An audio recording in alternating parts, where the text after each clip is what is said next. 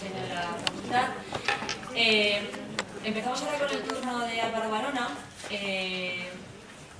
Bueno, soy la encargada yo de presentarle. Él es diseñador, comunicador, es profesor en diversos másters. Él estudió publicidad en la Universidad de Navarra, pero desde sus comienzos profesionales ha estado vinculado y estrechamente ligado al mundo de Internet. Desde finales del siglo pasado está trabajando en empresas punteras como Prexacom, Marca.com, UDQ Media, y actualmente forma parte del equipo de diseño de producto corporativo de la editorial SM, que seguro todos conocéis porque es una editorial puntera de nuestro país. Y también es profesor, como decía, comunicador ligado a temáticas que tienen que ver con la experiencia de usuario, al diseño, a la comunicación, a la tecnología en general. Y viene hoy a hablarnos justamente de una de sus grandes pasiones y una de las grandes parcelas ocupadas de su tiempo, que son las aplicaciones y las aplicaciones digitales para los niños, para el target más joven. Él también es un bloguero activo, tiene un blog personal, otro blog que podéis consultar, supongo que hablará después sobre ellos, sobre Internet, y otro justamente de aplicaciones infantiles. Entonces hoy viene a hablarnos del uso de las tabletas por parte de los niños, estas aplicaciones digitales, y como le gusta mucho hablar, mucho moverse, pues os dejo ya con él. Luego esperamos tener un coloquio y un turno de preguntas. Veo que estáis aquí todos muchos los alumnos de digital, pues aprovechad para hacer preguntas incisivas, cosas difíciles que decimos, ¿cómo vamos a responder? Pues te dejo luego con ellos. Pues muchas gracias, Álvaro. Muy bien, muchas gracias, María. Muchas gracias a Laura también por invitarme a estas jornadas que llevaba esquivando por diferentes motivos de la vida durante los últimos años, no porque no quisiera venir, sino porque entre las cosas que hago es organizar eventos y coincidía con iRedes, que es un congreso que organizamos y que siempre coincidía con nuestras jornadas. Como decía María, me gusta bastante, prefiero hablar de pie, entonces lo que voy a hacer es apagar este micro y encender este otro que tengo aquí. ¿Me escucháis? ¿Sí? Vale. Bueno, voy a hacer la presentación de pie. ¿Está bien de sonido? Sí. Vale. ¿Sí? Vale. Cuando estaba antes aquí sentado, oía teclear muchísimo, pero no veía nada en el hashtag de Twitter. ¿Cuántos tenéis Twitter de los que estáis aquí? Bueno, pues es una vergüenza porque Luis Blasco de Encaja Baja está monopolizando el hashtag, o sea que es una cosa de gente joven y tal, y viene aquí un señor mayor como Luis a monopolizar el hashtag, o sea que por favor, os he puesto aquí el hashtag para que lo tengáis, la wifi para que os conectéis, y todo lo que no os atreváis a decir o no queréis decir o no os apetezca transmitirlo verbalmente, lo podéis contar en el hashtag, que seguro que hay un montón de gente que le puede interesar. Como decía María, vengo a hablar de cómo diseñar productos para pequeños usuarios. En 1968, Alan Kay, que es este ingeniero informático que trabajaba en Xerox, prototipó este producto, que era una suerte de tableta y ordenador portátil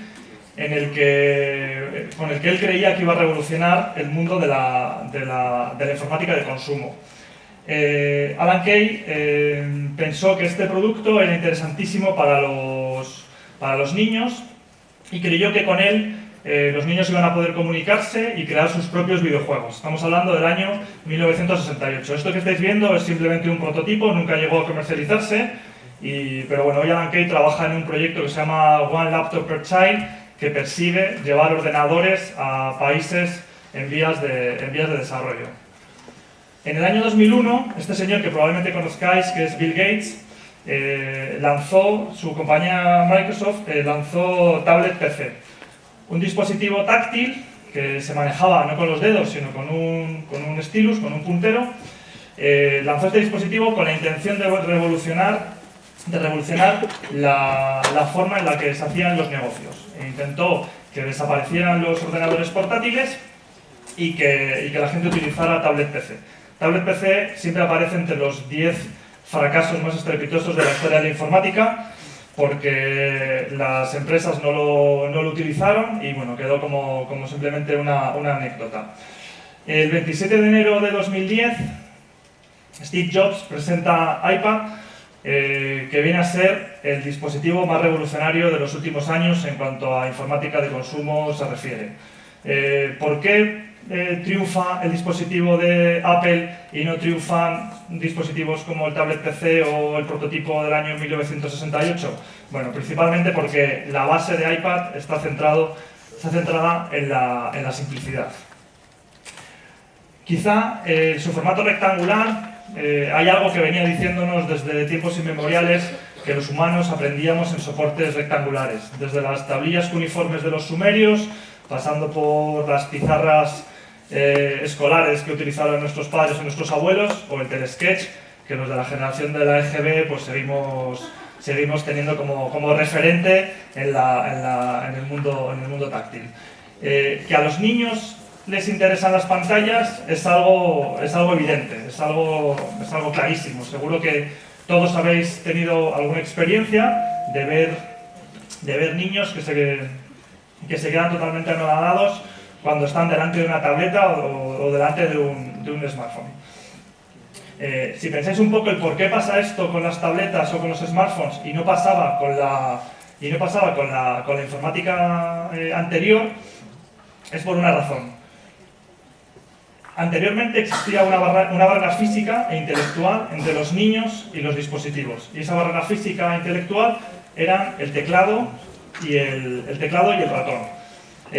¿Por qué digo una barrera física? Bueno, porque para manejar un ordenador lo que tenemos que hacer es mover una especie de rectángulo que va unido a un cable, que eso hace mover una flechita que está en la pantalla, y al pulsar o al interactuar esa flechita con diferentes elementos pasan cosas en el ordenador. Algo que todos hemos tenido en algún momento que aprender. ¿Y por qué existía una barrera intelectual? Bueno, pues la barrera intelectual es bastante evidente, es porque si un usuario no sabía leer, pues no podía utilizar un ordenador. ¿Cuál es la revolución de las tabletas? La revolución de las tabletas es que esos periféricos que teníamos en el mundo anterior, ese teclado o ese ratón, pasan a ser los dedos. Los dedos, que es algo muy natural en los niños, el manejarse con los dedos, todo tipo de elementos que tienen en su entorno. El dedo se convierte en el periférico de uso del dispositivo. Cuando intentamos ver capacidades de cosas que se pueden hacer con las tabletas que no se podían hacer en el entorno anterior, los que venimos de una generación en la que nos criminalizaron el contar con los dedos, no sé si sabéis que esto ahora mismo en didáctica ya no está criminalizado, se puede aprender a contar con los dedos. Tenemos aplicaciones como 10 dedos, en la que los niños van colocando los dedos encima de la tableta y la tableta les va enseñando a sumar o a restar.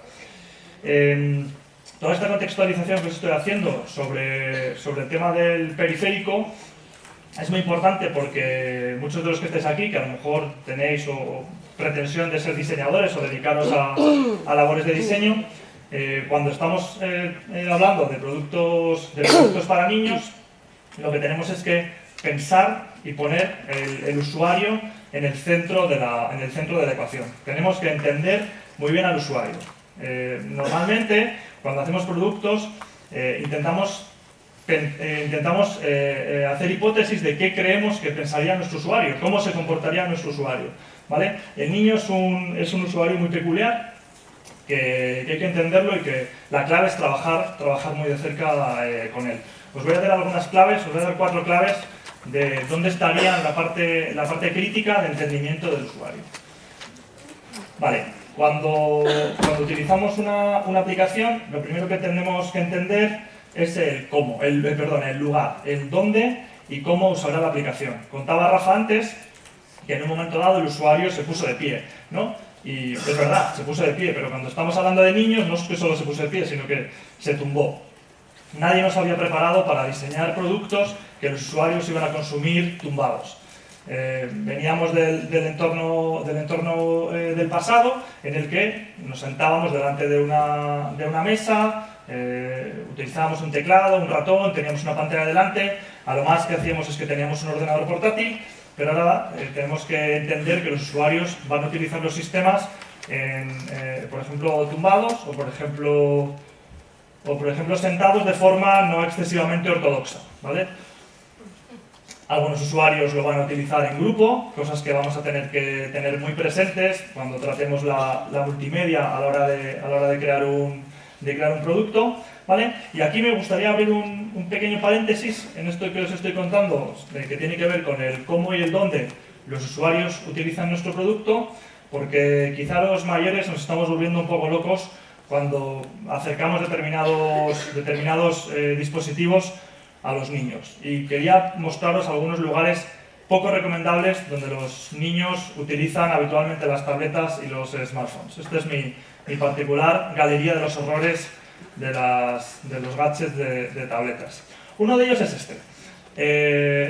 Fisher-Price, una empresa puntera en productos para niños, no se le ocurre otra locura que comercializar una silla en la que se puede adaptar la tableta, pretendiendo que así el niño pues no moleste y pues esté ahí entretenido viendo sus dibujos. Esta silla fue denunciada por la Sociedad Americana de Pediatría y Fisher-Price en algunos países la tuvo que retirar del mercado. Y digo en algunos países porque encontré, que no sé si se ve ahí arriba, este comentario que aparecía en la web de Amazon en el que alguien preguntaba que si utilizas esta silla tu hijo podrá ir a Harvard, y alguien le respondía que no, que solamente podrá ir a Yale. ¿Vale? Nos estamos volviendo un poco locos con lo positivas que son las tabletas en algunos momentos. Si esto os ha parecido atroz, esto os va a parecer mucho más. El original con soporte para tableta. Cuando estoy diciendo que tenemos que entender dónde los niños utilizan las tabletas, estoy hablando de sitios lógicos, no de sitios locos como este, ¿vale? Otro es este soporte. Este soporte es un soporte muy interesante que a lo mejor alguno habéis visto, que los niños lo llevan en los coches, cuando van en coche. Antes nosotros podemos ir en coche totalmente sueltos, sin cinturones, pero los niños tienen que ir casi como anclados a la silla del coche. Y entonces a una pobre criatura tiene que ir 3 horas ahí, pues se le pone un DVD o cualquier cosa, ¿no? Bueno, pues este es un soporte muy interesante para utilizar en el coche, pero quizá para utilizar en la silla de paseo no es el mejor sitio. ¿Por qué? Porque en la silla de paseo el niño tiene que captar una serie de valores, de sensaciones y ver de elementos del mundo real, en el que la tableta claramente le está despistando y le está quitando todo ese aprendizaje, ¿no? Ese soporte, pues hay gente que también que lo decide poner en un parque de juegos, un parque pues lógicamente el niño tiene que estar jugando con juguetes, con pelotas, con peluches, y ya para terminar, que me parece fantástico, que es ponerlo en el carro de la compra, ¿vale? En el que cuando lo vas a comprar con el niño, metes ahí la criatura, le pones la tableta y no molesta. ¿Vale? Bueno, pues esta sería una parte importante cuando estamos haciendo productos a la hora de entender al usuario. El sitio, el lugar, el dónde lo va a consumir, ¿vale? Otro muy crítico es el tiempo. ¿Durante cuántos minutos lo va a consumir? ¿Vale? Y esto es un grandísimo debate que existe en la profesión y todo el mundo intenta resolver esta pregunta. ¿Cuántas horas al día pueden dedicar los niños a la tableta? Utilizando una metáfora del pensador de los 90, Pau Donés, diríamos que depende. ¿Vale? Depende cuánto puede utilizar, porque claramente todos los niños no son iguales. Si esa pregunta que tenéis en la parte de arriba le quitáis tableta y ponéis enciclopedia, o ponéis cine, o ponéis lectura, pues probablemente tampoco tengáis una respuesta cuantitativa. ¿Vale? Pero ¿qué pasa? Que en la sociedad estamos intentando homogeneizar ese consumo dependiendo de la edad de los niños. Entonces nos encontramos cosas como esta, que es una pantalla de un reportaje del Mundo, lo siento Luis, desde El Mundo, en el que alguien experto decía que la dieta digital era que antes de los 2 años no utilizaran pantallas, que de 2 a 5 años media hora para los pequeños y 1 para los grandes, y así va progresivamente, ¿no? Yo tengo 2 hijos, sé que no es ejemplo de nada, y mis hijos hacen un uso de las tabletas bastante diferente el uno del otro, ¿vale? Y todos los que tengáis niños vais a ver que todos los sobrinos, primos o lo que tengáis alrededor, vais a ver que los niños utilizan las tabletas de forma muy diferente unos de otros. Es decir, luego también hay un discurso al respecto de que realmente lo que se hace con la tableta no es lo mismo. Yo tengo en mi blog un post escrito que se titula la tablet no es una televisión. Si estamos utilizando la tableta para entrar en YouTube, dar al play y verlo, estamos perdiéndonos un montón de funcionalidades que tienen las tabletas que son muy interesantes para los niños, ¿no? Entonces, bueno, el uso en sí de la tableta no criminaliza una actitud u otra ante lo que el niño está haciendo con ella.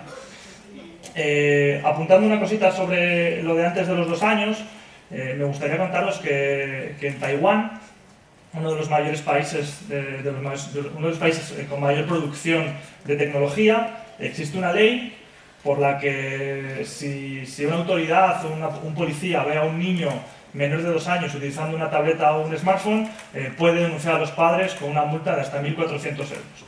¿Vale? Hay un montón de estudios sobre el problema que supone que los niños menores de 2 años utilicen tabletas, pero en el caso de Taiwán está apoyado en un estudio que se hizo con ratas a las cuales se les expuso durante grandes periodos de tiempo a tablets, y entonces se demostró que el crecimiento de la retina era realmente dañino para las ratas. El problema de los estudios físicos con niños es que nadie quiere dejar a sus hijos sanos para que experimenten con ellos, ¿no? Si nadie quiere decir, oye, pues déjame a tu hijo que lo vamos a poner durante 8 horas al día delante de un iPad y vamos a ver qué pasa. Me dice, bueno, pues hazlo con una rata y luego si quieres extrapolas a los niños.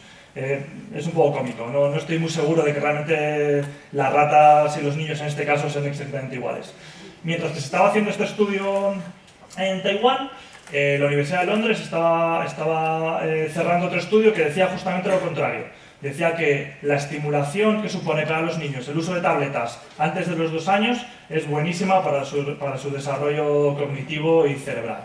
Es decir, si buscáis en internet estudios vais a ver que hay por un lado y por otro un montón de variables a favor o en contra. Otro de los criterios, cuando tenemos que pensar en cómo es el usuario y tenemos que entender al usuario de las apps en infantil, es la dispersión. Yo digo ahí, atrápalo y no lo dejes escapar.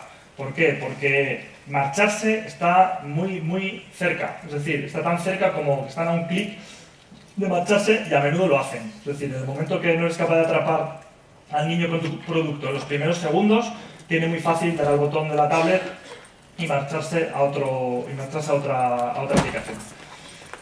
Otro elemento es la saturación. Por muy buena que sea nuestra aplicación, por muy bueno que sea nuestro producto, hay muchísimas alternativas a lo que le estamos ofreciendo. No sé si conocéis el dato, según The Update, que es un observatorio español de desarrollo de aplicaciones, la media que tenemos de apps en móvil es de 30 y en tableta es de 24. Las posibilidades de que un usuario con poco interés por lo que le estamos ofreciendo se vaya son altísimas. ¿Cómo se relacionan los niños con las tabletas y con el mundo? Esta es una de las partes que me parece más interesante porque vivimos en una sociedad en la que, bueno, pues basta veros como estáis ahora mismo todos. Claro, como he propuesto que tuiteéis, estáis todos mirando vuestras pantallas, nadie lo estáis mirando.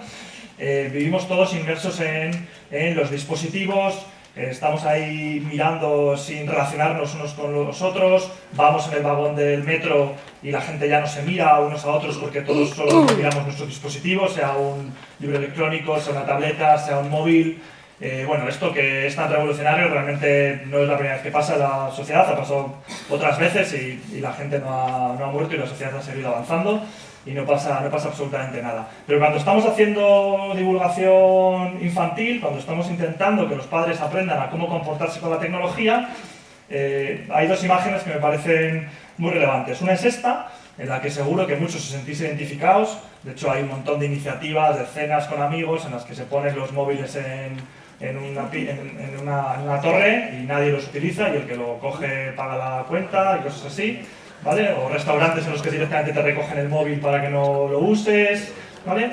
Pero bueno, somos adultos, podemos hacer lo que queramos, impactará en nuestra sociabilidad con el mundo exterior y con los demás, pero nada más.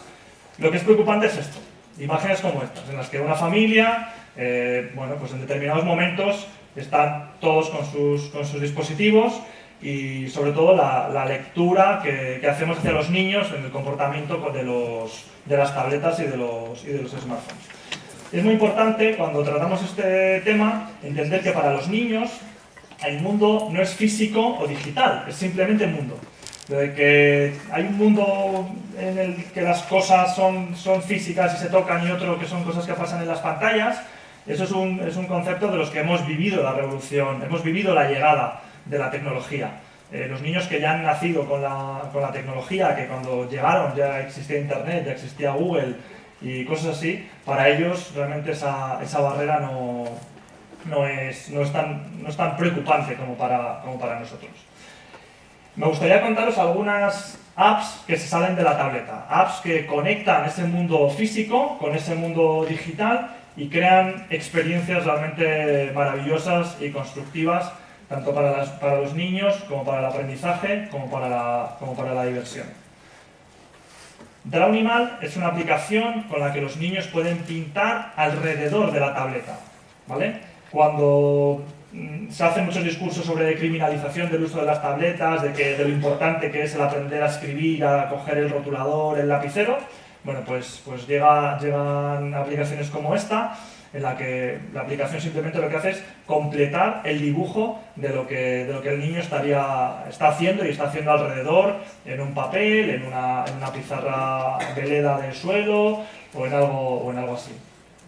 A los niños les encanta jugar a las tiendas, no sé si habéis tenido alguna experiencia, les encanta el momento de yo soy el tendero, tú vienes y te vendo no sé qué, es buenísimo para el aprendizaje porque les aprenden a saber cuánto cuestan las cosas, ¿vale? Bueno, en Internet en los App Store, en el App Store y el Google Play hay un montón de aplicaciones que utilizan el concepto del mercado, el concepto de las tiendas, pero me gusta mucho Storest porque utilizan la potencia del iPad para crear una caja registradora en la tableta. Puedes imprimirte los productos y utilizando códigos QR te recortas también los billetes, los niños pueden experimentar el pasar el producto por el código de barras, se suma, se va generando un ticket y crea esa experiencia fantástica entre el mundo físico y el mundo digital.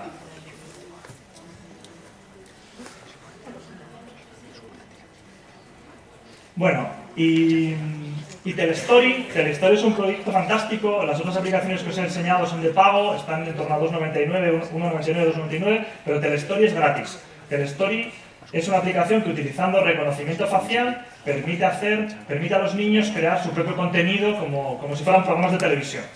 Entonces, si les propone hacer un informativo de noticias y mediante reconocimiento facial ellos se ponen delante y la aplicación lo que hace es ponerles gorros, ponerle micrófono, hacer como si están montados en un helicóptero retransmitiendo las noticias, o les permite hacer un juego como Factor X o cualquier programa de estos de talent show, ¿vale?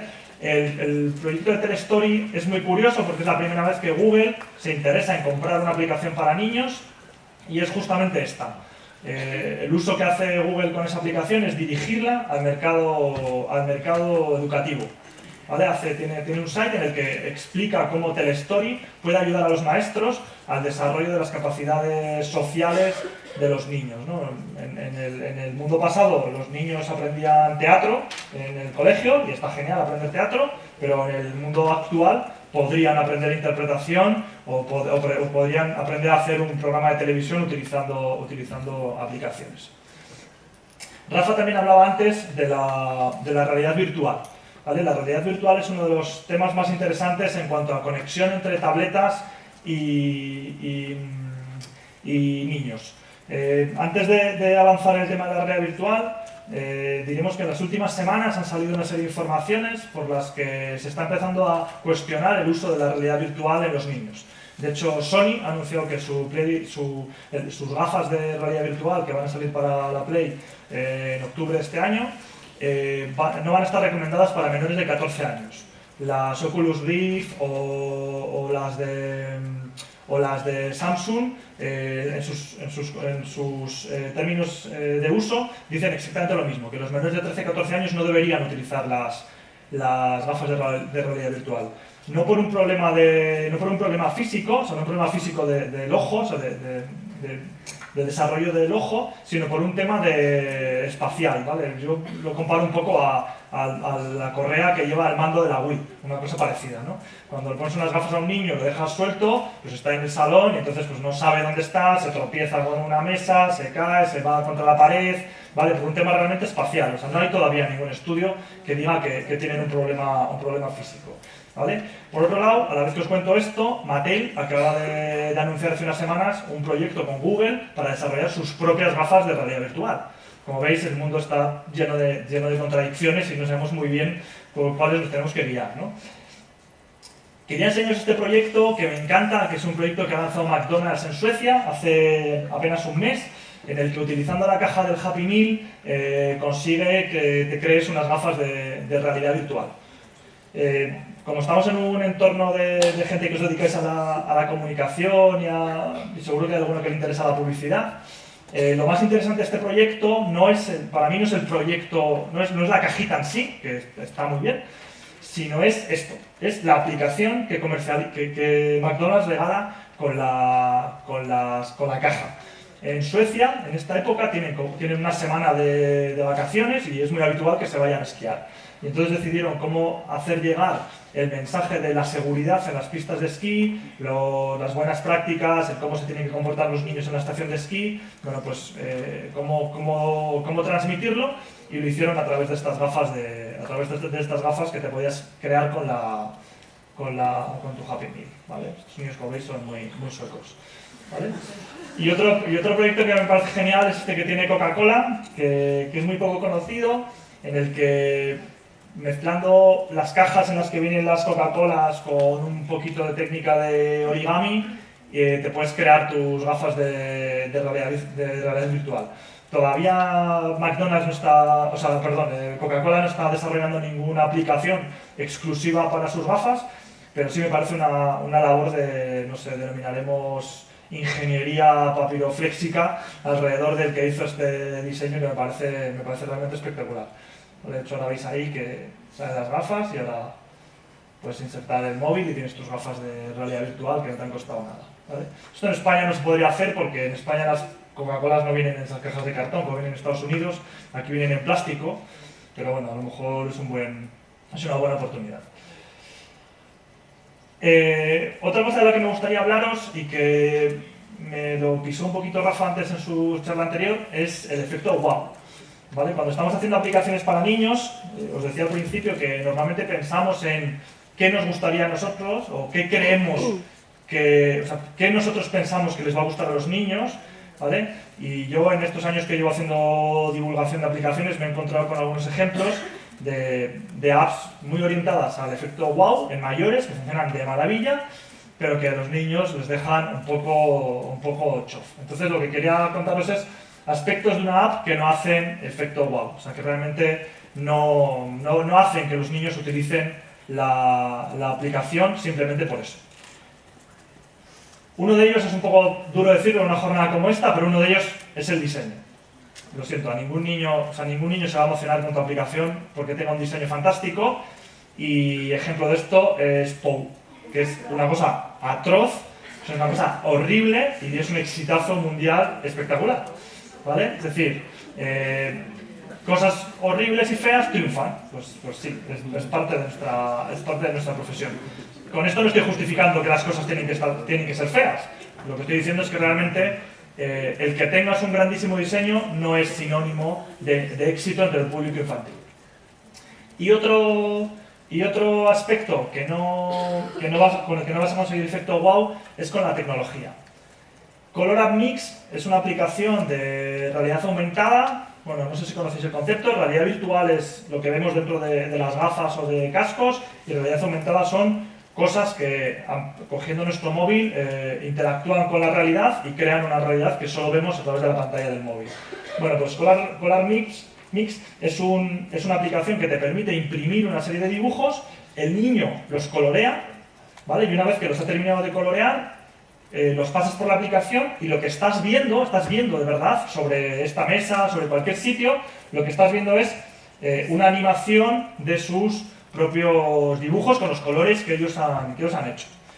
¿Por qué os digo que esto no funciona? Bueno, o sea, no les provoca un efecto wow, pues porque lo he vivido en mis carnes. Vosotros, los que estáis viendo esto ahora, seguro que estáis diciendo, esto es buenísimo, ¿no? ¿Lo estáis diciendo así? ¿No os veo? ¿Algunos estáis haciendo así con la cabeza?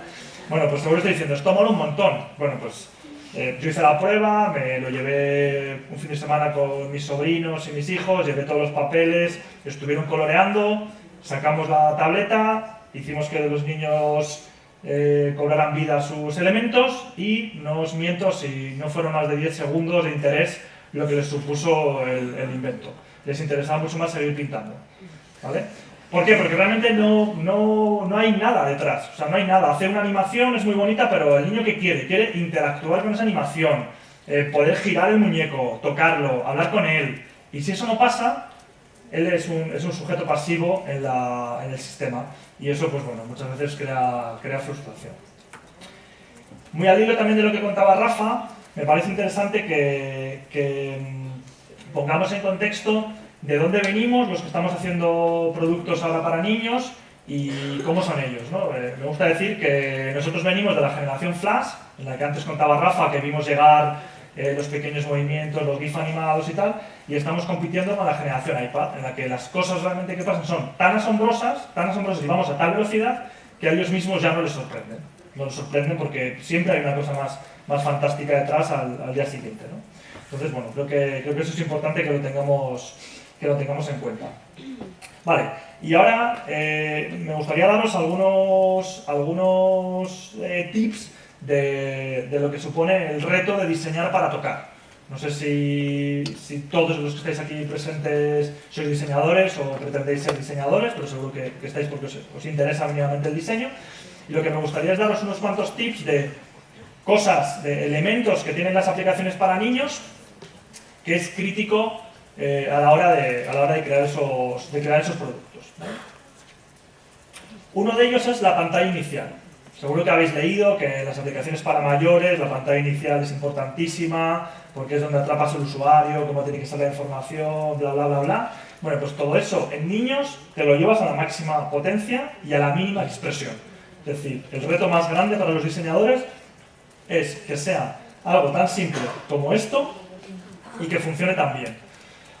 Hay un elemento de continuidad y de estandarización en las apps para niños que es este play. El que tengan ese círculo con ese triángulo en medio y siempre o prácticamente siempre situado en la parte central de la pantalla es un elemento que a ellos les indica que pinchando ahí o pulsando ahí empieza la fiesta. A partir de ahí empieza la aplicación. Yo os traigo algunos ejemplos de apps que tienen realmente muy buenas pantallas iniciales. Veis que la mayoría se desarrollan en horizontal, bueno, hay algunas también como esta que son en vertical, pero todas mantienen el elemento del círculo con el play, ¿vale? Otro elemento crítico es que la navegación sea muy intuitiva, ¿no? Y lo contaba también un poco antes Rafa, ¿no? No hay palabras, no hay voz, no hay idioma y se tiene que entender. Esta es una aplicación para conocer el fondo marino, en el que los niños lo que van haciendo es arrastrar sobre el mar diferentes elementos y crean su propio fondo marino. Es una aplicación bellísima que se llama Océanos, está creada por un estudio pequeñito de Manhattan y es una auténtica belleza. Porque además te permite guardar tu propio mar, ves crecer a tus peces y bueno, tiene una parte didáctica en la que tú, por ejemplo, compones una orca. Entonces tienes una orca despiezada, que es una cosa como un poco bizarra, pero tienes una orca despiezada y vas arrastrando los elementos. Pero bueno, mi hijo, por ejemplo, sabe lo que es la aleta dorsal perfectamente gracias a esta aplicación. Bueno, pues que la navegación tiene que ser muy intuitiva. Este es otro ejemplo, muy habitual de navegación. Cuando ponemos un elemento en la parte frontal y ponemos dos elementos a los lados creando una sensación de fondo, lo que estamos haciendo es un carrusel, ¿vale? Lo que estamos haciendo es que el niño sabe que si hace así con el dedo, todos esos elementos van pasando porque estamos utilizando pues, el concepto clásico de la bobina. O esta otra, que es una aplicación para manejar vuelo de aviones, en la que pasa lo mismo, ¿vale? Los elementos están en la parte trasera y moviéndolos con el dedo nos los vamos llevando a la parte delantera. La navegación, la forma de testar la navegación cuando estamos haciendo aplicaciones es solo una y clarísima, que es poner niños delante y que la usen. No hay más. El resto prácticamente ninguna funciona. Instrucciones. Decía también antes Rafa, ¿no? Dice, bueno, es que cuando el usuario se levanta y tiene que tocar y tal, a lo mejor le tenemos que decir las instrucciones de las cosas. Bueno, pues no, realmente no hace falta. ¿Por qué? Porque la propensión que tenemos como usuario, y en los niños muchísimo más, es al toqueteo. De hecho, antes he puesto un tuit que me ha gustado mucho de lo que decía Rafa, de romper una lanza por el tocar. Es verdad, estamos delante de un dispositivo en el que lo que nos pide es tocar y experimentar. Y no pasa nada. ¿Cuántas veces habéis visto gente mayor que no toca en determinada ventana de su ordenador por si acaso rompe algo, ¿no? No sé si os lo habéis oído alguna vez. No, es que no doy ahí, no sé que rompa algo, tal. Bueno, pues en las pantallas nos pasa justamente lo contrario. Estamos constantemente tocando en todos los sitios y los niños son usuarios que van a hacer eso muchísimo más. Una aplicación como esta, que se llama Spango Sheep, que es una aplicación muy loca de pastoreo, en el que los niños aprenden a ser pastores, no tiene ningún tipo de instrucción, simplemente sale un vallado con unas ovejas y ellos tienen que moverse por un tablero gigante buscando las ovejas y llevándolas al establo. Es para niños muy pequeñitos, para niños que en Taiwán nos pondrían una multa, ¿vale? O esta, de Dr. Panda, que es un estudio chino que desarrolla unas aplicaciones muy bonitas con unos mundos en 3 dimensiones muy chulos, en el que el niño lo que tiene que hacer es conducir un autobús. Una cosa tan compleja como conducir un autobús, el niño es capaz de hacerlo sin ningún tipo de instrucciones, ¿vale? Os diré otra cosa cuando hablamos de por qué no utilizamos instrucciones, de que muchos no utilizan instrucciones. Y tiene que ver con lo que os contaba antes de la saturación y de la facilidad por la que el usuario se va a marchar. Si tú en tu discurso de usuario metes un bloque de instrucciones en medio, las posibilidades de que el usuario se canse de leer tus instrucciones y se vaya a otra aplicación son altísimas. Por lo tanto, la forma de experimentar sobre la interfaz funciona mucho mejor cuando lo prueba directamente y ya está, ¿vale? Otra cosa muy clave es destacar los elementos de interacción. Os estaba diciendo que el usuario va a empezar a pinchar y a pulsar por todos los sitios, pero claro, tenemos que dejar más o menos claro en qué elementos van a pasar cosas y en qué elementos no, ¿vale? Esta pantalla en la que, bueno, veis que hay una ilustración, un barroquismo realmente grande, ¿no? Porque tiene una carga visual y gráfica bastante grande, pero queda bastante claro que tengo zonas en las que probablemente cuando pinche pues van a pasar cosas, ¿no? O esta otra, que se llama Por 4 quintas de nada, que es una aplicación española que fue premio en la Feria de Bolonia hace 3 años. Es básicamente un cuento en el que el niño lo que va haciendo es pasar las páginas del cuento. Los elementos, no sé si se ve por la parte de atrás, estas flechas que aparecen a la izquierda y a la derecha, es crítico que permanezcan siempre en interfaz y que el niño los categorice como elementos diferenciales a los elementos de comunicación, que son los que tienen en la parte central. Esta aplicación en la que nos entran un montón de ganas, ¿no? de pinchar, ¿no? Porque tenemos círculos de colores, nos entrarían un montón de ganas de pinchar. Bueno, pues curiosamente cuando la testas con niños, los niños la contemplan simplemente. Ellos no tienen ninguna gana de pinchar porque entienden que en esos botones, no sé, porque esos no son botones, realmente es una historia sobre unos círculos que tiene un amigo que es un cuadrado y no puede entrar por la puerta, y entonces a los círculos se les ocurre que lo que hay que hacer es recortarle las esquinas al cuadrado para que entre, hasta que se reúnen y dicen, bueno, pues es que a lo mejor lo que hay que hacer es cambiar la puerta, y por la puerta podremos entrar los cuadrados y los círculos. Es una metáfora sobre la igualdad y es una aplicación bellísima. Bueno, pues a pesar de que todos esos botones tienen aspecto de pulsables, los niños nunca los pulsan, porque ellos entienden que lo que tienen que ir pulsando son las flechas de izquierda a derecha. Esto es otro consejo que os dejo si alguna vez tenéis que enfrentaros a aplicaciones para niños, que es diseñar con los sentidos, ¿vale? Venimos de un entorno en el que diseñábamos para los ojos o para el oído como mucho, pero diseñar con los 5 sentidos, bueno, el olfato todavía no, pero bueno, diseñar con los sentidos es una cosa fantástica. Talk and Roll es otra aplicación española creada por un estudio de Barcelona, que es un multipistas para niños, en el que los niños pueden hacer música. Eligen qué tipo de instrumento quieren, si batería, saxofón, maracas, y bueno, tienen un timeline en el que van arrastrando los compases, pues tienen bueno, ¿cómo se llama esto? No, diapasón es el de final. Un metrónomo, efectivamente, muy bien, un punto, vale. Un metrónomo, y entonces pueden ir cambiando el ritmo de la canción, ¿vale? Bueno, pues esta aplicación funciona porque luego además los niños pueden subir los vídeos a una plataforma con la autorización de los padres, y bueno, se componen cosas realmente asombrosas, ¿no? De todos los amigos que tengo que son músicos o que están relacionados con la música, esta aplicación la ponen en manos de sus hijos, y luego los que la usan son ellos porque les encanta. Otra cosa que me gustaría contaros es el cuidado de la ilustración, y esto me parece crítico. El hacer productos para niños implica unos niveles de calidad de cierto nivel, porque en las tiendas de aplicaciones nos encontramos cosas como esta. Una aplicación en la que es una aplicación de cirugía plástica, una cosa muy así para niños, en el que básicamente lo que hay que hacer es que a la chica gorda hay que ir quitándole grasa del cuerpo para que se quede guapa y delgada como la otra, ¿no? Una cosa por la que yo creo que se mete poco a la gente a la cárcel que hace cosas como esta, ¿vale? Bueno, pues veis lo horripilante que es la ilustración. ¿Sabéis? Esos rostros sin ningún tipo de expresión, esos colores totalmente saturados, sin ningún tipo de gracia. Bueno, pues cosas como esta. Bueno, ya nuestra amiga la Comic Sans ahí puesta, ¿no? Pero claro, no son cosas para niños, pongamos la Comic Sans.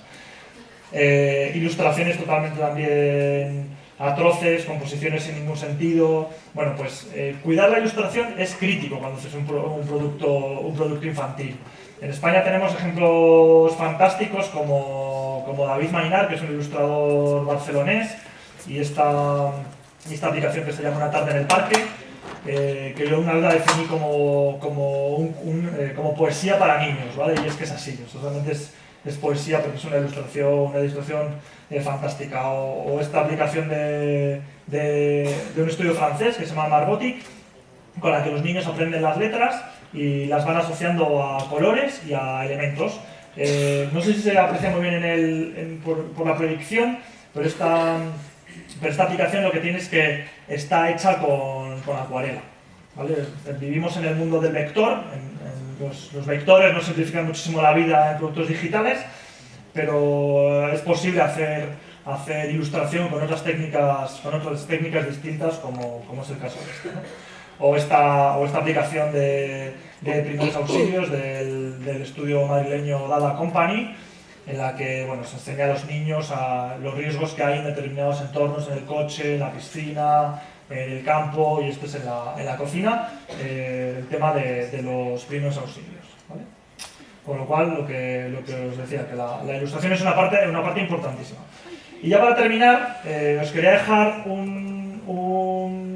unos titulares, así un titular para que hablamos ahora del turno de preguntas y de debate que me gustaría establecer, y es que nos quede claro para qué 3 cosas sirven las tabletas y las apps cuando estamos hablando para el público infantil. Y son básicamente para estas 3: para aprender, para divertirse y para comunicarse. Las tabletas y las apps no son la solución al sistema educativo, no son la solución a la comunicación, ni son solo la comunicación al aprendizaje. A mí me gusta siempre romper una lanza por la conexión entre las tabletas y los dispositivos y el mundo real, por la implicación de los padres en el proceso de utilización de las tabletas y el mundo real. Así que bueno, estas son las tres premisas, los tres elementos para los que valen las tabletas y las apps. Y nada, esto sería todo.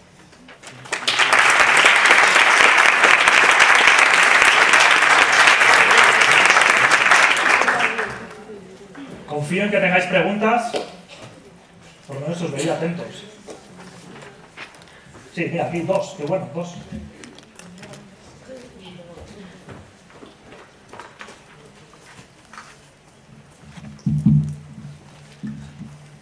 Buenos días.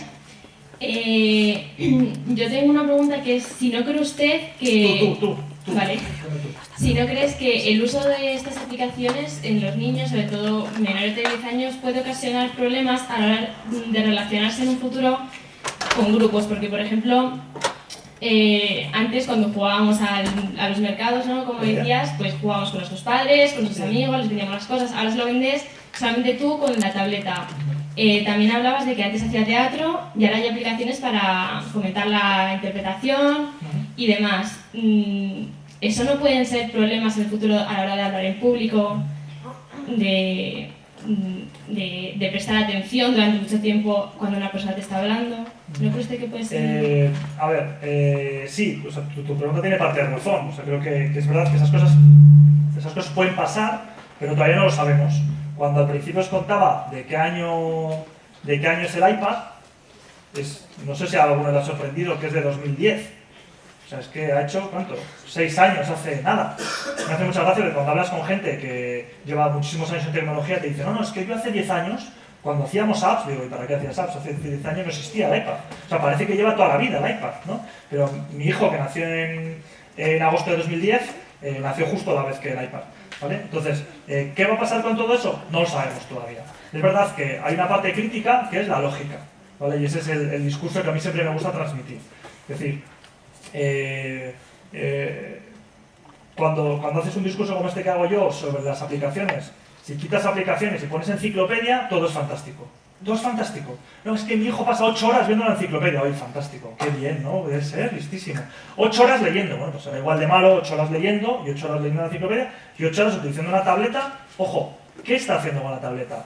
Lo que decía, estar con la tableta no es lo mismo estar viendo Clan, que es ver una peli detrás de otra, que utilizando una aplicación esta que os contaba del fondo marino, ¿vale? O aplicaciones de comunicación. Los niños llega un momento en el que necesitan comunicarse. Monster Messenger es una aplicación de la que hablé el otro día en el blog. Es el primer Messenger para niños, en el que todos los mensajes están validados por los padres. Tiene temas de privacidad, emoticonos para que ellos se relacionen, o Maily, que es una aplicación para que aprendan a manejar el correo electrónico. Es verdad que las posibilidades de sociabilización de las tabletas son bastante grandes. Es decir, si las utilizamos de forma individual, creamos un tipo de persona. Si las utilizamos de forma colectiva, creamos otra.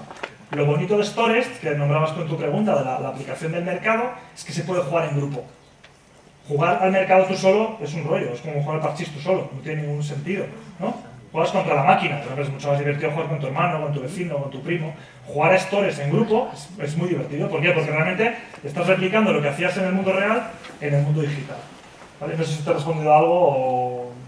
¿Sí? ¿Más o menos? Gracias. Dime. Mi pregunta es corta. Con el tema de la validación de los padres, por ejemplo, en el de la música, que para publicarlo tenían que confirmar los padres, ¿ese proceso cómo se realiza? Sí, todas las aplicaciones, y esto es una cosa que pasa en los últimos 2 años aproximadamente, llevan una zona de padres.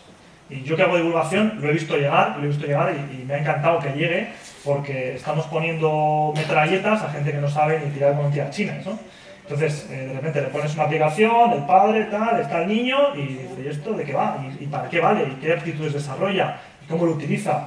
¿Vale? Entonces, la mayoría de muchas de las aplicaciones buenas, de las de calidad, tienen una zona de padres por la que todo pasa por ahí. Es decir, tú haces una canción, la publicas, la guardas en la propia aplicación, pero es el padre desde su panel de control el que autoriza publicarla en YouTube o publicarla lo que sea. El niño no puede publicarlo solo.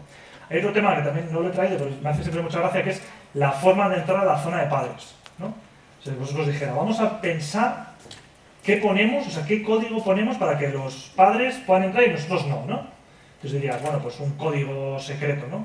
Un código de 4 dígitos. Tenemos el mismo que el PIN de mi tarjeta, no me fío. Entonces, se han desarrollado una serie de procesos de validación que son un poco ridículos, porque según los niños van creciendo son capaces de desbloquearlos, ¿no? Cuando un niño pequeño no sabe leer, le dices, pones 3 dibujos y dices, ¿cuál es el balón? Como el niño no sabe leer, pues el padre da el balón. Pero el niño, en cuanto sabe leer, da el balón y entra en la zona de padres y te la lía, ¿sabes? Entonces, toda esa parte me parece muy interesante. Ahora, Apple tiene un proyecto de Family, o sea, en el que tú puedes gestionar el contenido de las tabletas de tus hijos desde una cuenta, por así decirlo, paternal. Y entonces tú eliges qué aplicaciones entran en cada una de ellas, ¿no? Y eso lo van a desarrollar, lo van a lanzar también para coles en Estados Unidos. Pero, de hecho, un valor que muchos desarrolladores destacan de sus apps es que no tienen conexión con redes sociales. ¿Vale? O sea, lo que cuando nos ponemos a prototipar diríamos, ¡qué guay! Las cosas que hace tu niño se pueden compartir en Facebook. Y dirías, quieto, no quiero que mi hijo comparta nada en Facebook. Pues muchos dicen, nuestra aplicación no tiene ni compras integradas, ni publicidad, ni conexión con redes sociales. A mí eso me parece muy bien. Pero lo que quiera compartir, haya sistemas para poder compartirlo. En el beneficio como de la rentabilidad de estas aplicaciones, como has dicho, que no tiene publicidad, vendría de simplemente la compra de pago, sí. No he querido hablar de modelos de negocio, que es una parte que me interesa muchísimo de las apps, porque esto es un negocio que es una ruina absoluta, o sea, esto no vive, vive poquísima gente. Para que os hagáis la idea, el mayor proveedor de aplicaciones para niños, que es el estudio sueco Tokaboka, que a lo mejor lo conocéis o lo habéis visto por ahí. Tokaboka hace como un mes llegó a los 100 millones de aplicaciones. 100 millones. En España el corte está en los 50.000. En España los estudios empiezan a ser medio solventes cuando llegan a las 50.000 descargas. Lista de estudios de lo que llamamos One Hit Wonder, o sea, algunos que hicieron un exitazo y no volvieron a hacer nada. No se hace la idea. El modelo es muy complicado, es muy complicado. De todas formas, estamos pidiendo modelos de rentabilidad a productos que llevan muy poco tiempo entre nosotros, ¿no? Como sabéis, la típica historia esta de la radio, que tardó 30 o 40 años en ser rentable. Pues bueno, las apps es un modelo muy complicado. Tengo una aplicación publicada con por ahí 40.000 descargas entre Android y Apple y no genera apenas dinero, ¿verdad? Sí. No se puede vivir de... No se puede, no. ¿Más preguntas? ¿Aquí otra? Muy buena. Que, a ver, los niños con estas aplicaciones, pues al final aprenden, se divierten, etcétera, y cuando tienen algún tipo de duda, al final a lo mejor acaban recurriendo antes a estas aplicaciones o a las tabletas que a los padres. ¿No crees que es así? Sí, y no veo nada malo en ello. Es decir, mi padre hubo un momento en el que no pudo ayudarme más con lo que yo estudiaba porque no lo sabía, ¿no? O sea, si te refieres en el aprendizaje, claro, ¿no? Pero cuando ya eres mayor, pero cuando eres un niño pequeño que todos los días tienen dudas y tal, pues siempre van a tener que recurrir a los padres. Y cuando le das unas aplicaciones con las que aprenden, ¿sí? Pues al final a lo mejor no va a tener comunicación con los padres en ese sentido. Bueno, a ver, eso es como todo, o sea, es lo mismo que te decía antes, si quitas aplicación y pones libro o pones enciclopedia, te vale la afirmación igual, ¿vale? ¿Cuál es lo lógico? Pues lo lógico es que los padres, 1, sepan qué aplicaciones utilizan sus hijos, 2, que los utilicen con ellos, y 3, que les acompañen. Con lo mismo que haríamos si a nuestro hijo le damos un cómic, o le damos una película, o si le damos un juguete, enterarnos, ¿no?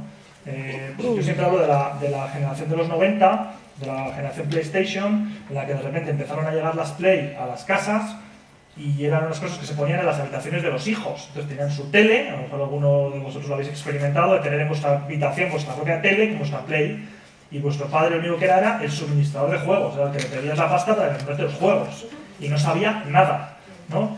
¿Qué está pasando actualmente? Que los padres estamos viviendo la involucración, o sea, es que la necesitamos, o sea, necesitamos jugar con nuestros hijos. ¿Por qué? Porque va a tal velocidad que o les acompañamos o va a pasar un poco eso que dices tú, ¿no? Que de repente te quedas fuera de la ecuación.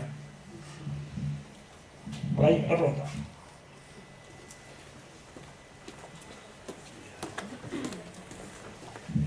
Yo tengo dos preguntas. La primera es que, bueno, todos los problemas que están saliendo, ¿no? De la comunicación, que puede tener problemas a la hora de socializar. Mi pregunta es, ¿la educación a quién hay que dársela? ¿A los niños o a los padres? Porque yo creo que una persona también que nace en ese entorno, la responsabilidad es más de los padres, ¿no? De educar a los padres en cómo... Es que no, o sea, no sé bien a quién hay que... dónde hay que poner el foco. Y la segunda pregunta es que si realmente no supone un problema el hecho de que un niño que nace en ese entorno, donde no hay una separación entre lo digital y lo que es el mundo real, hace que tenga un problema a la hora de vivir y de tener experiencias reales. O sea, hemos visto, por ejemplo, algunos padres que lo que salía, ¿no? Cuando está en el parque el niño que tiene que ver otras cosas, eso no puede crear un problema para muchos niños. ¿Tú has visto alguna vez un dinosaurio de verdad? No. Pero que si entrara un dinosaurio aquí lo sabrías identificar como, onda, esto es un dinosaurio. ¿Sí? Pues ya está. En la transmisión de lo real y lo digital es eso. Es decir, es que si los niños no han visto nunca una vaca, no saben cómo es una vaca. Sí saben, sí lo saben. Yo he visto, yo a lo mejor no he visto nunca el Big Ben y soy capaz de identificarlo. Es verdad que las experiencias son mejores, las experiencias reales son mejores. Y ahí, ¿sabéis lo que nos va a ayudar muchísimo? La realidad virtual. La realidad virtual va a ser una pasada. En el aprendizaje, una cosa que se hace mucho con los niñitos infantiles es llevarles a la granja, ¿no? Parte del programa educativo, les llevan a la granja, entonces es como que detrás de todo es el trasfondo del sector primario de la sociedad, de dónde vienen las cosas, la agricultura, la ganadería y tal, ¿no? El otro día estuve con unos tipos que han desarrollado el fondo marino para el colegio. Y entonces decían, en España les llevamos a la granja porque hay granjas, porque estamos en este entorno. Pero ¿no sería igual de interesante llevar a los niños a ver el fondo marino? Digo, ya sí, pero eso es un lío, ¿cómo lo llevas? Dice, con realidad virtual. Entonces han desarrollado una aplicación en la que llegan a la clase, todos los niños se ponen sus gafas y dice el profesor, vamos a sumergirnos en el mar. Se tiran y navegan por el fondo marino todos juntos y se ven unos a otros, una cosa espectacular, ¿vale? Es decir, en ese aspecto la tecnología sí nos va a ayudar, en esa conexión del real y del digital. Es verdad que el otro día lo oía, ¿no? Cuando estuvo Jarvis aquí, ¿no? Que decía, no entiendo los medios sin pensar en Facebook y en Google, ¿no? Pues a mí me pasa un poco lo mismo, o sea, no entiendo al final que nos planteemos educar o hacer determinados productos para niños sin entender lo digital. O sea, es que podemos ir con todo lo contracorriente que creamos. Por eso creo mucho en la involucración de los docentes, que hemos hablado poco de los docentes, y de los padres.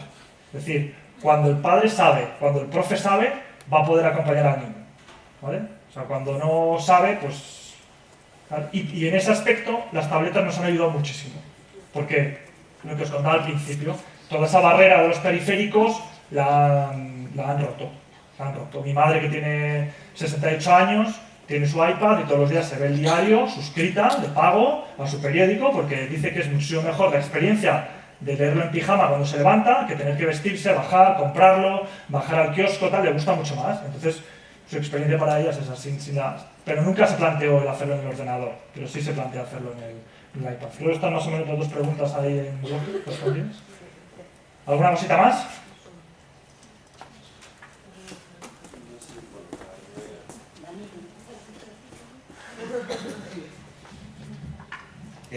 Tanto Rafa como tú habéis hablado de lo dinámico, de las tablets, del móvil. No habéis hecho referencia casi a las teles inteligentes. No sé si las aplicaciones se van a desarrollar más o es que no estamos en el salón ya casi. No, yo creo que... O sea, yo que llevo ya muchos años trabajando en tecnología, siempre ves llegar cosas que algo en el olfato te dice que no está bien tirado. Yo tengo una Smart TV. Y cuando me compré mi Smart TV y vi que tenía la aplicación de Facebook, dije, a ver, la gente no está pensando en el usuario. ¿Cómo consumes la tele? La tele la consumes en grupo. ¿Cómo consumes Facebook? Facebook lo consumes de modo individual. O sea, ya está, se han vuelto locos. ¿Cómo vas a compartir? ¿Cómo se está diciendo? Viendo la tele y dices a tu mujer, no, quita un poco eso que voy a ver Facebook. ¿Estamos locos? ¿Sabes? O sea, no tiene ningún sentido. Entonces, yo creo que las teles, incluso para los niños, se hizo un pequeño avance con aplicaciones orientadas a tele, pero se ha quedado ahí, no se ha desarrollado más. Se ha hecho la Play que tiene aplicaciones, o la Wii que tiene su parte de aplicaciones que comercializan. Como Nintendo no está no están tabletas, todavía, dicen que van a llegar a lo largo de este año. Sí tienen su pequeña parte de aplicaciones dentro de su propia plataforma. Pero la tele, en cuanto a las apps, quitando las audiovisuales, o sea, las aplicaciones propiamente audiovisuales como pues el Clan, la de A3 Media y demás, todas las que tienen que ver con el juego, con el aprendizaje, con la sociabilización, es un camino que no están recorriendo los productores de apps, ¿no? Al final es que suficiente tienen con Android, Apple, ¿no? Que a veces cuando en el trabajo nos reunimos con gente que desarrolla y les preguntas por Windows y te miran así con cara como diciendo, a ver, ¿Windows? ¿Qué bromas son las tabletas de Windows? O sea, ¿cuántas hay? O sea, dices, si a veces ya no me interesa ni siquiera hacer para Apple porque quiero ir a Android, que hay muchos más, dice, Windows, que es como un 2% del mercado y que nadie sabe ni encontrarlas en su store ni nada, ¿sabes? Entonces ya nos metemos ahí las teles. En la parte de visual sí, en la parte de visual sin duda. José Manuel. Esa es la pregunta apartada, ¿no? No. Bueno, yo quería preguntarte una cosa. Con el tema de la realidad virtual, ¿no sería muy peligroso para un niño darle un dispositivo con unas gafas que no sepa hasta qué punto llega a ser realidad virtual o realidad normal? O sea, imagínate, tú has mencionado algo así como estar dentro de un océano, pero imagínate que dicen, o sea, vamos a la granja y vamos a ver vacas. Y luego cuando a lo mejor va un día a un prado y se mete y ve una vaca pensando que es la vaca que ha visto en realidad virtual, que de repente sea el peligro. Tengo dos. No está preparada la pregunta, pero la respuesta, o sea, como me la han hecho muchas veces, esta pregunta me la sé. Hay dos ejemplos. Uno, cuando estrenaron Superman en los 80, los que éramos pequeñitos en esa época, siempre había una leyenda de que un niño se había puesto una capa y se le tiró por la ventana creyendo que era Superman. No sé si lo habéis oído, eso siempre. Yo no sé si eso fue verdad, a lo mejor hay algún tarao que lo ha hecho, seguro, porque la gente está muy loca. Pero sabemos diferenciar lo que es realidad de lo que no es realidad. Y otra, que por edad no viví, que fue los orígenes del cine, ¿no? Cuentan cuando la primera proyección de una película de cine, que salía un tren, creo que era, un tren, y la gente salía despavorida pensando que el tren les iba a atropellar, ¿no? Bueno, pues al final tenemos que aprender que esto que pasa en la pantalla no es verdad, pero es la mejor verdad que podemos tener con los medios que tenemos en ese momento, ¿no? Entonces yo no... De todas formas, el uso de la realidad virtual en educación y en pedagogía está empezando ahora, O sea, los dos ejemplos, el de Coca-Cola y el de McDonald's que os he puesto, son ejemplos de hace 2 meses. O sea, son ejemplos de hace nada, o sea, es que están empezando ahora. Yo, bueno, yo creo que el repunte de la realidad virtual van a ser las gafas de la Play. O sea, cuando estén las de la Play, las han sacado un poco caras, pero cuando despunten, yo creo que han dicho que para 2017 va a haber 100 títulos o sea, 100 juegos para poder jugar con realidad virtual para la PlayStation. ¿Alguna pregunta más? ¿No os quedéis con ganas? Mónica, ¿entiendes? Pues terminamos con la sesión de oro. Muchas gracias. Nada, nosotros.